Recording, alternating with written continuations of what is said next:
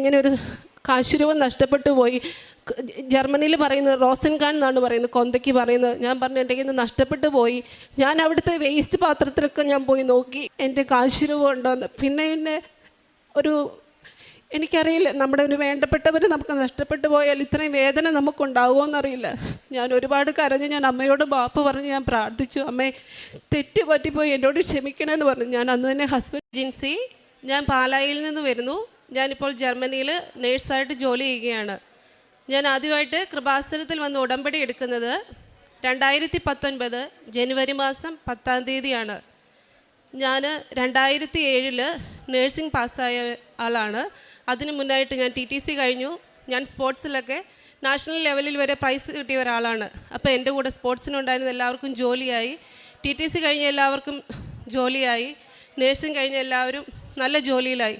ഈ സമയത്തെല്ലാം നാട്ടിൽ ഒരു നല്ല ജോലി ഇല്ലാതെ ഞാൻ വിഷമിക്കുകയായിരുന്നു. 2013 ഞങ്ങൾ കാനഡയ്ക്കുള്ള പ്രോസസ്സിങ് സ്റ്റാർട്ട് ചെയ്തു.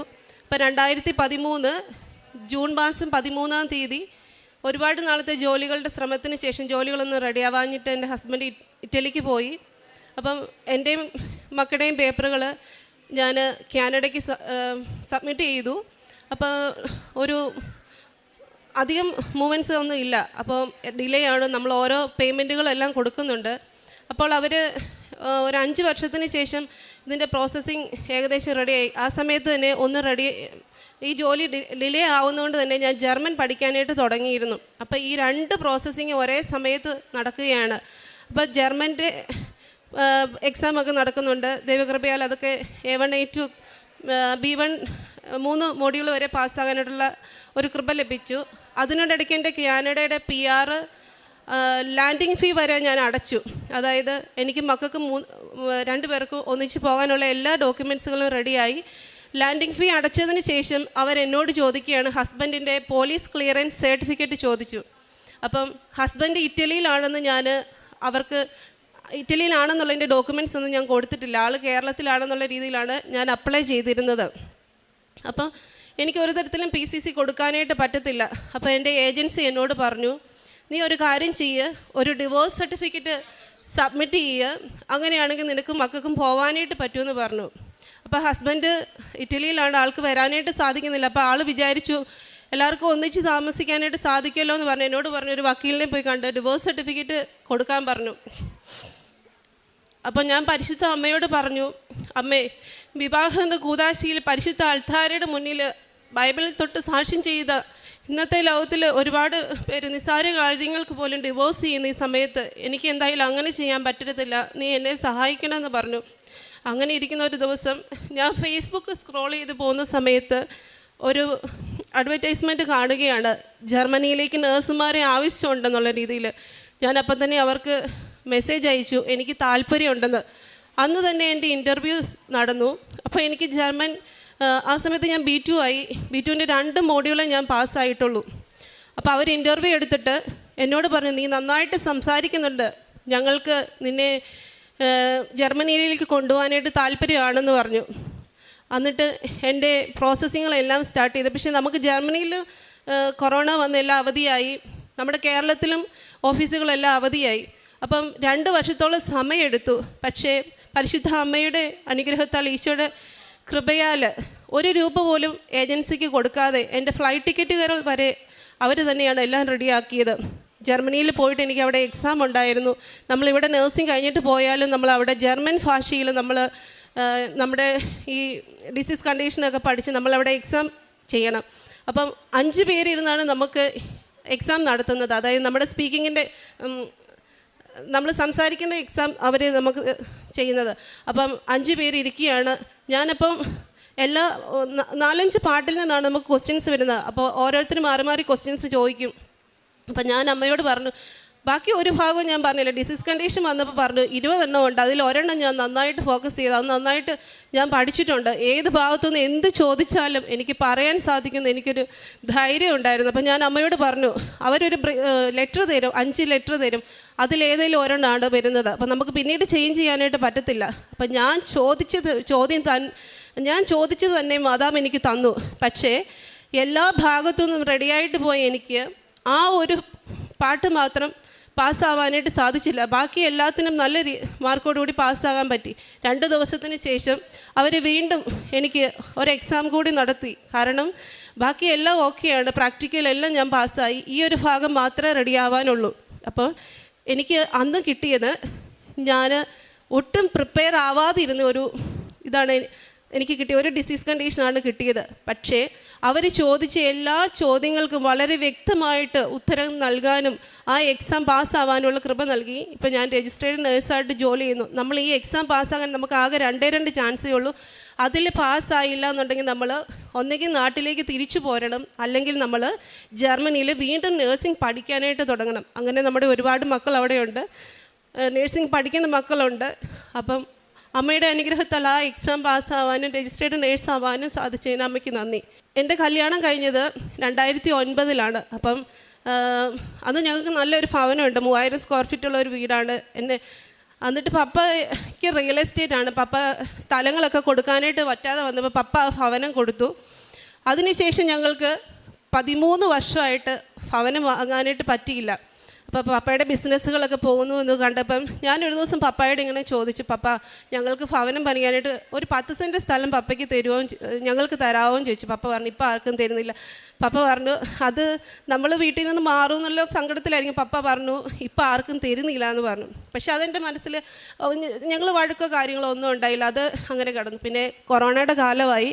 അപ്പോൾ ഞാൻ അവിടുന്ന് മാറി ഞാനും മക്കളും തന്നെ ഒരു റെൻറ്റിന് താമസിക്കുകയാണ്. അപ്പോൾ മക്കളുമായിട്ട് കൂടുതലൊക്കെ അടുക്കാനും അവരുടെ സങ്കടങ്ങളൊക്കെ ഷെയർ ചെയ്യാനൊക്കെ ആ സമയത്ത് സാധിച്ചു. കൊറോണ കാലം എല്ലാവരും പറയും സങ്കടങ്ങളുടെയും ദുഃഖങ്ങളുടെയും ഒരു കാലമായിരുന്നു എന്ന് പറഞ്ഞാൽ ഞാൻ പറയും അത് അനുഗ്രഹത്തിൻ്റെ ഒരു കാലമായിരുന്നു എന്ന്. കാരണം കൂടുതൽ പ്രാർത്ഥിക്കാനും പരിശുദ്ധ കുർബാന എല്ലാ ദിവസവും കാണാനും രാവിലെ എഴുന്നേറ്റ് മക്കളുമായിട്ട് പ്രാർത്ഥിക്കും. സമയം കിട്ടുമ്പോഴെല്ലാം അവർക്ക് ഓൺലൈൻ ക്ലാസ് ഇല്ലാത്തപ്പോഴെല്ലാം അവരുമായിട്ടിരുന്ന് പ്രാർത്ഥിക്കാനുള്ള കൃപ നൽകി. അങ്ങനെ ഞാനിവിടെ ജനുവരി 30 2020 വന്നു ജോസഫച്ചൻ. അപ്പോൾ ഞാൻ അന്ന് ഉടമ്പടി പുതുക്കാനായിട്ട് വന്നതാണ്. അപ്പോൾ ഞാൻ നിരന്തരം വരുന്നത് ഞാൻ ജപമാല ചെല്ലുകയാണ്. ഇവിടെയുള്ള ഒരു കാര്യങ്ങളും ഞാൻ ശ്രദ്ധിക്കുന്നില്ല. ഞാൻ പറഞ്ഞു അമ്മേ നീ എന്നെ കാണുന്നുണ്ട്, എൻ്റെ പ്രാർത്ഥന നീ കേൾക്കുന്നുണ്ടെങ്കിൽ ഞാൻ ഇവിടുന്ന് പോകുന്നതിന് മുന്നേ ഒരു അടയാളം എനിക്ക് കിട്ടണം. ജോസഫച്ചനെ ഇവിടെ എവിടെയെങ്കിലും കാണാനായിട്ട് സാധിക്കണമെന്ന് പറഞ്ഞു. ഞാനിവിടുന്ന് ഉടമ്പടി പുതുക്കി. ഞാൻ പുറത്തേക്ക് പോകുമ്പോൾ ജോസഫച്ചൻ അവിടെ ആ ഓഫീസിൻ്റെ അവിടെ നിന്ന് ആൾക്കാരുടെ തലയിൽ കൈവച്ച് പ്രാർത്ഥിക്കുകയാണ്. അച്ഛൻ എന്നോടൊന്നും സംസാരിച്ചില്ല, ഞാൻ അച്ഛനോടൊന്നും പറഞ്ഞില്ല. അച്ഛനെൻ്റെ തലയിൽ കൈവച്ച് പ്രാർത്ഥിച്ചു. അന്ന് മുതൽ എൻ്റെ ജീവിതത്തിൽ അനുഗ്രഹങ്ങളുടെ ഒരു തുടക്കമായിരുന്നു. 2020 ഓഗസ്റ്റ് 1 മുതൽ ഞാൻ എല്ലാ ദിവസവും എഴുന്നേറ്റ് പ്രത്യക്ഷീകരണ പ്രാർത്ഥന ചൊല്ലി ഞാൻ ഈശോയോടും അമ്മയോടും ഞാൻ പ്രാർത്ഥിക്കാൻ തുടങ്ങി. അമ്മ ഞങ്ങൾക്കൊരു ഭവനം വേണം, ഞങ്ങൾക്ക് ഭവനം പണിയാനായിട്ട് ഒരു സ്ഥലം വേണമെന്ന് ഞാൻ പറഞ്ഞു. ഞാൻ അമ്മയോട് പറഞ്ഞു അമ്മേ ഈ ലോകത്തിലുള്ള സർവ്വതിൻ്റെ അധികാരി അമ്മയുടെ മകനാണ്. ഈ ലോകത്തിൽ ഇത്രയും സ്ഥലമുണ്ട്, നമ്മുടെ ഇന്ത്യയല്ല ഈ ലോകം മുഴുവനും നിൻ്റെ മകൻ്റേതാണ്. എനിക്ക് ഭവനം പണിയാൻ എവിടെയെങ്കിലും സ്ഥലം ഒരുക്കി തന്നെ. എനിക്ക് 10 സെൻറ്റായിട്ടൊന്നും വേണ്ട, എനിക്ക് സ്ഥലം തരുവാണെങ്കിൽ അതൊരു 20 സെൻറ്റ് അതിൽ കൂടുതലായിട്ടോ അത് മതിയെന്ന് പറഞ്ഞു. അപ്പം 1 വർഷം മുന്നേ OLXൽ ഞാൻ കണ്ട ഒരു സ്ഥലം കൊടുത്തിട്ടില്ല, ഞാൻ വീണ്ടും അത് കാണുകയാണ്. അപ്പോൾ ഞാൻ എൻ്റെ സഹോദരനോട് എന്നിട്ട് പറഞ്ഞു ഇങ്ങനെ ഒരു സ്ഥലം ഉണ്ട്. അവൻ പോയി കണ്ടു.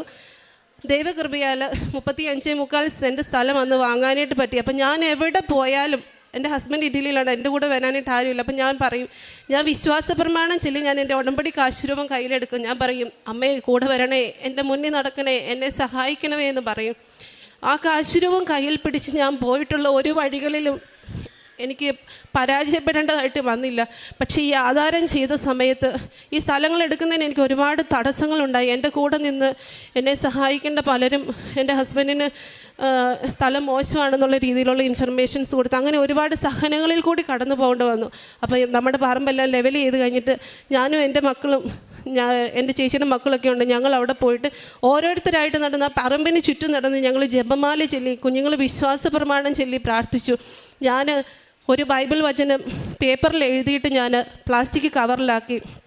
ഹബക്കൂക്ക് 1:5 ജനതകളുടെ ഇടയിലേക്ക് നോക്കി വിസ്മയഭരിതരാകുവിൻ, പറഞ്ഞാൽ വിശ്വസിക്കാനാവാത്ത ഒരു പ്രവൃത്തി നിങ്ങളുടെ നാളുകളിൽ ഞാൻ ചെയ്യാൻ പോകുന്നു.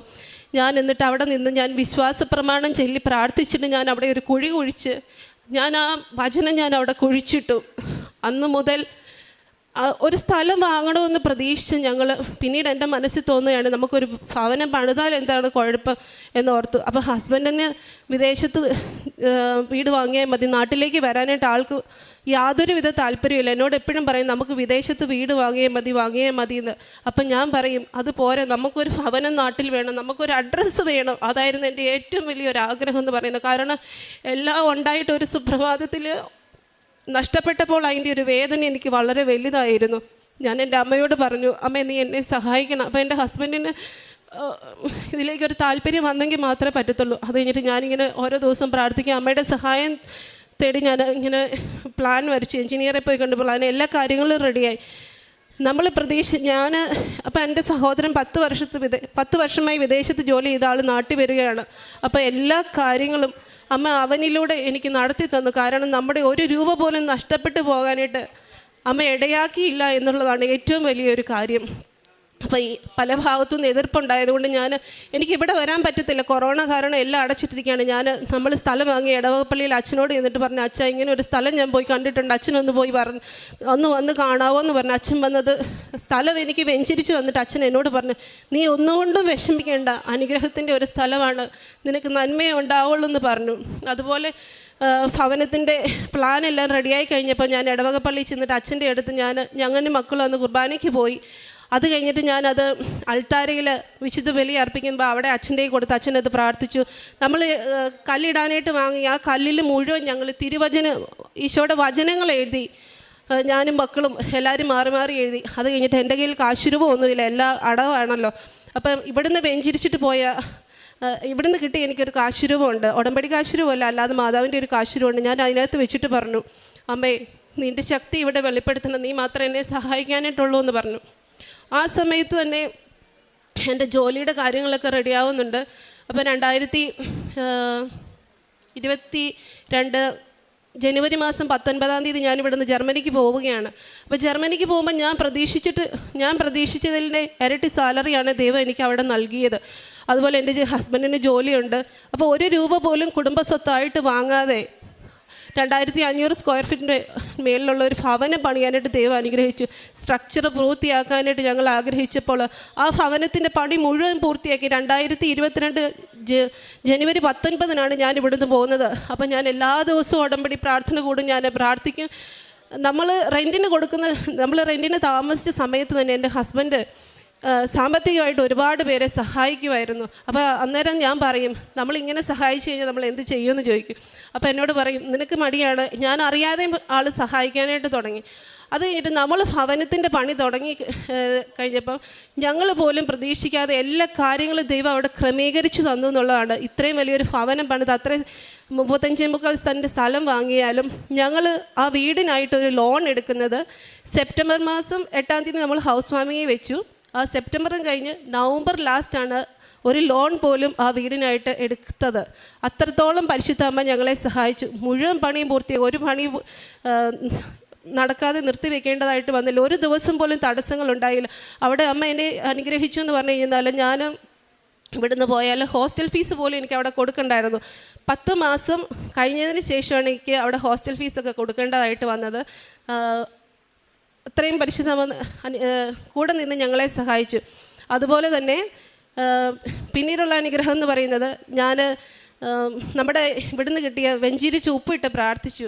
അതായത് എൻ്റെ പേരൻസ് താമസിക്കുന്ന ഭവനത്തിനോട് ചേർന്ന് കുറച്ച് സ്ഥലം കൊടുക്കാനുണ്ടായിരുന്നു. അപ്പം നമ്മുടെ സ്ഥലത്തോട് ചേർന്നാണ് കിടക്കുന്നത്. അപ്പോൾ അതിൻ്റെ ഉടമസ്ഥന് ഇങ്ങനെ ഇട്ടിരിക്കുകയാണ്. പക്ഷെ ഭയങ്കര വില പറയുന്നു. അപ്പം ഞാൻ 2022 ലീവിൽ വന്നപ്പോൾ അമ്മ എന്നോട് പറഞ്ഞു, ഈ സ്ഥലം ഒന്ന് റെഡിയാവാൻ വേണ്ടി നീ പ്രാർത്ഥിക്കാൻ പറഞ്ഞു. അപ്പം ഞാൻ വെഞ്ചിരിച്ച് ഉപ്പ് കൊണ്ട് അവിടെ ഇട്ടിട്ട് ഞാൻ പറഞ്ഞു, അമ്മേ നിൻ്റെ ഇഷ്ടം എന്താണെങ്കിൽ നിറവേറണേ എന്ന് പറഞ്ഞു. ആ സമയത്ത് തന്നെയാണ് എൻ്റെ ബ്രദർ UK-ലാണ്. അപ്പോൾ അവൻ ആ സ്ഥലത്തിൻ്റെ ഉടമസ്ഥനുമായിട്ട് സംസാരിച്ചു. അതൊന്നും ഞങ്ങൾ അറിയുന്നില്ല. അപ്പോൾ ഞാനിവിടെ ആ സമയത്ത് തന്നെയാണ് ഉപ്പിട്ട് പ്രാർത്ഥിക്കുന്നത്. ദൈവകൃപയാൽ ആ സ്ഥലത്തിൻ്റെ രജിസ്ട്രേഷൻ നടത്താൻ പറ്റി. 2022 ഞാൻ എൻ്റെ മോളെ കൊണ്ടുപോകാനായിട്ട്, എൻ്റെ ഇളയ മോൾ എൻ്റെ കൂടെ ജർമ്മനിയിലാണ്. അപ്പോൾ അവളെ കൊണ്ടുപോകാനായിട്ട് ഞാൻ വന്നു കഴിഞ്ഞപ്പം നമ്മുടെ ഇപ്പം നമ്മൾ പുതിയതായിട്ട് വെച്ചിരിക്കുന്ന ഭവനത്തിൻ്റെ സൈഡിലൊരു സ്ഥലം ഉണ്ട്. അപ്പം ഞാൻ അവിടെ പോകുന്നതിൻ്റെ അന്ന് രാത്രി ഞാൻ അവിടെ ചെന്നിട്ട് ഞാൻ വെഞ്ചിരിച്ച് ഉപ്പിട്ടിട്ട് ഞാൻ പ്രാർത്ഥിച്ചു, അമ്മേ ഈ സ്ഥലം അവർ കൊടുക്കുകയാണെങ്കിൽ നമുക്ക് തന്നെ വാങ്ങാൻ പറ്റണേ എന്ന് പറഞ്ഞിട്ട് ഞാൻ പോയി.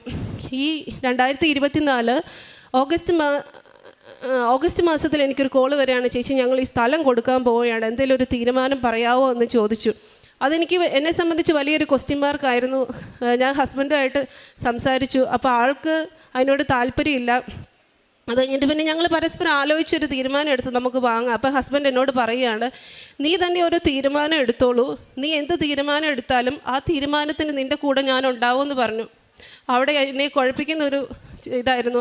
അപ്പം ഞാൻ എല്ലാ ദിവസവും അച്ഛൻ്റെ ഉടമ്പടി എല്ലാ ചൊവ്വാഴ്ചകളിലുള്ള ഉടമ്പടി ധ്യാനം ഞാൻ കൂടും, സാക്ഷ്യങ്ങൾ കേൾക്കും, അതെല്ലാം ഞാൻ ഷെയർ ചെയ്യും. അപ്പം ഞാനിങ്ങനെ അമ്മയോട് പറഞ്ഞു, അമ്മേ നീ തന്നെ സംസാരിക്കണം. അപ്പം അങ്ങനെ അച്ഛൻ്റെ ചൊവ്വാഴ്ചത്തെ ഉടമ്പടി ധ്യാനം കൂടിക്കൊണ്ടിരിക്കുമ്പോൾ അച്ഛൻ ആ ധ്യാനത്തിൽ പറയുകയാണ്, വിജയകുമാർ സാറിൻ്റെ കോയമ്പത്തൂരുള്ള ഒരു പ്രോപ്പർട്ടി അച്ഛൻ ഭവനമാണെന്ന് എനിക്ക് തോന്നുന്നു, അത് വെഞ്ചിരിക്കാനായിട്ട് ചെന്നപ്പം അച്ഛൻ സാറിൻ്റെ വൈഫിനോട് പറയുകയാണ്, ഇതിന് ഫ്രണ്ടിൽ കിടക്കുന്ന ഈ സ്ഥലം നീ വാങ്ങിക്കണം എന്ന് പറഞ്ഞു. അപ്പോൾ അച്ഛനത് മുൻകൂട്ടി കണ്ടു എന്നാണ് അച്ഛൻ ആ ധ്യാനത്തിൽ പറഞ്ഞത്. അത് കൊടുക്കേണ്ട വരുവാണെങ്കിൽ അവിടെ ഒരു ബിൽഡിംഗ് എന്തെങ്കിലും വന്നെങ്കിൽ അത് നമുക്ക് ഭയങ്കര ബുദ്ധിമുട്ടാവും എന്നുള്ള അച്ഛൻ അത് മുൻകൂട്ടി കണ്ടു.